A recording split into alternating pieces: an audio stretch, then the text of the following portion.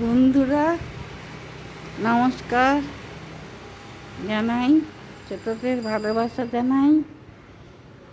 আকাশটা মাঝে মাঝে মেঘলা করছে, দেখুন আপনারা।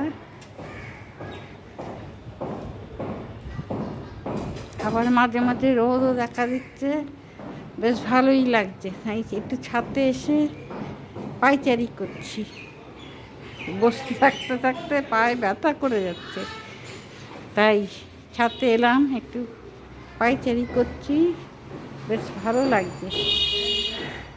বয়স হচ্ছে তো, একটু না হাঁটাহাঁটি করলেও আবার মুশকিল আছে।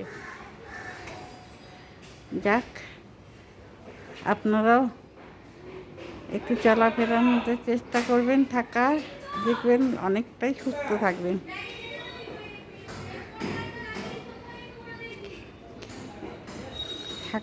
ভালো থাকবেন, সুস্থ থাকবেন। এই দেখুন ছাতে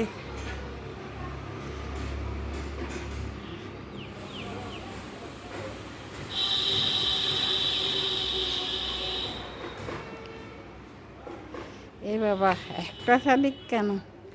এই দেখুন একটা শালিক এসে হাজির হয়েছে।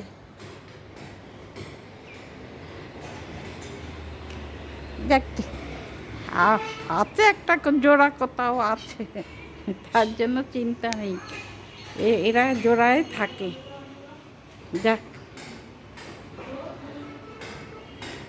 কেমন কাটালেন রথের জগন্নাথ দেবের রথ দেখেছেন তো? কেমন লাগলো? ভালোই লাগে।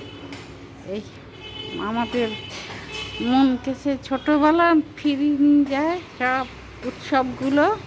কিছু না হোক, আমরা এই মেলা, রথ এইসব দেখে ছোটোবেলায় ফিরে যাই, আনন্দ পাই।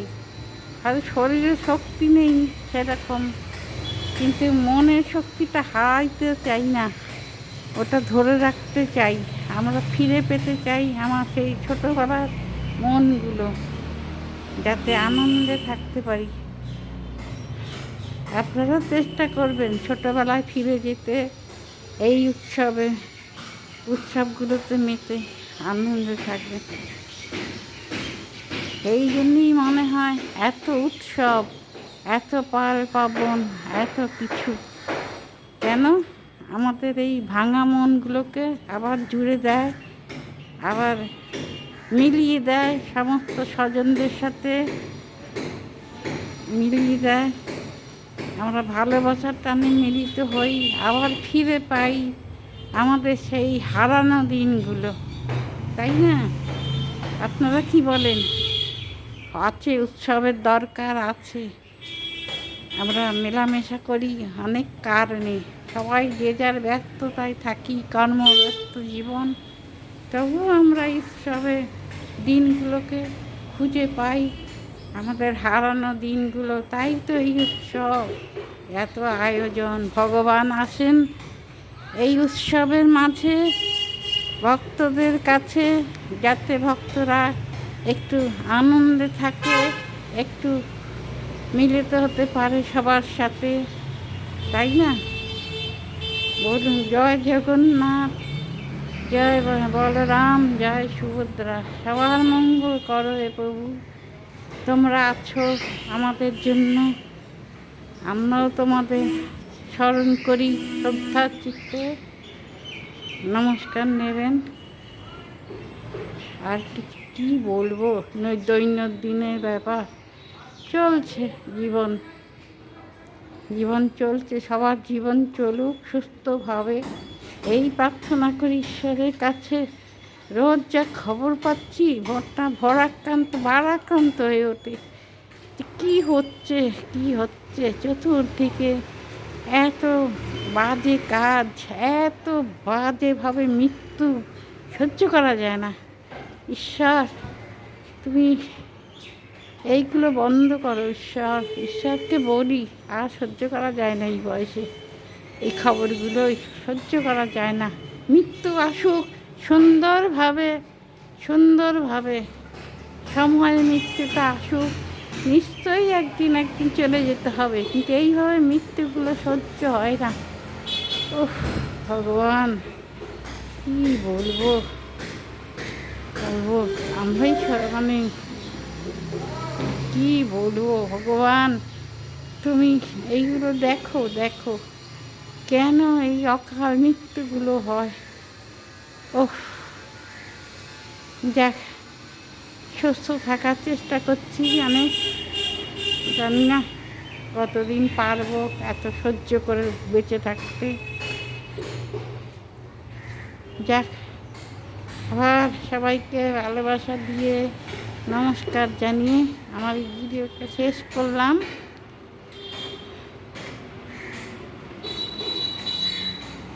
নামটা তো বলিনি, নামটা আমার রিনাশি।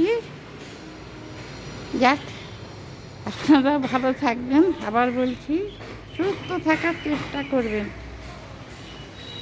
যতদিন পারেন ছেলে মানুষের মতন একটা মন রাখবেন, দেখবেন ভালো লাগবে। কারণ এখন বুঝতে পারছি ছেলেবেলা বড়বেলা অনেক তফাৎ, অনেক তফাৎ, আকাশ আর পাতাল। পাতালেই থাকা ভালো, বেশি আকাশে ওটা ভালো না, পড়ে যেতে বাঁচবো না। সুতরাং মাটিতেই থাকা ভালো, মাটিতেই থাকার চেষ্টা করছি। গাছে উঠলে দাঁত করে পড়ে যাবে, মাটিতেই থাকতে পারি যেন, মাটির সাথেই যেন এই এই মাটিতেই যেন মৃত্যু আসে সুন্দরভাবে। সময় আসুক, মৃত্যু নিশ্চয়ই যাব, নিশ্চয়ই যাব। কারণ আমরা জানি, সবাই জানি মানুষ মরণশীল, জন্মালে মৃত্যু তো হবেই একদিন। সেই মৃত্যু আসুক সুন্দরভাবে, সময়ে, অসময়ে নয়। বারবার এই এক কথাই ভগবানের কাছে বলছি, মৃত্যু দাও কিন্তু সময়ে দাও, অসময়ে দিও না। এই সহ্য হয় না, সহ্য হয় না। পাপি তাপি মানে যেই হোক, মৃত্যুটা সময়ে দাও ঠাকুর। পাপীদের অবশ্যই বিনাশ করো, কিন্তু এই বাচ্চা বাচ্চা ছেলে মেয়েগুলো কী দোষ করেছে বলুন তো? কিচ্ছু দোষ করেনি। পৃথিবীর আলো দেখতে না দেখতেই তারা চলে যাচ্ছে। কী দোষ করেছে? কিছু তো দোষ করেনি। তবে কেন এই অকাল মৃত্যুগুলো হচ্ছে? বারবার আমি এক কথাই বলে যাচ্ছি, নানানভাবে নানানভাবে বলে যাচ্ছি, ভালো লাগে না। যাক, আপনারা হয়তো ভাববেন কি বলছে, ঠিক আছে, আবার নমস্কার জানিয়ে আমার ভিডিওটা শেষ করছি।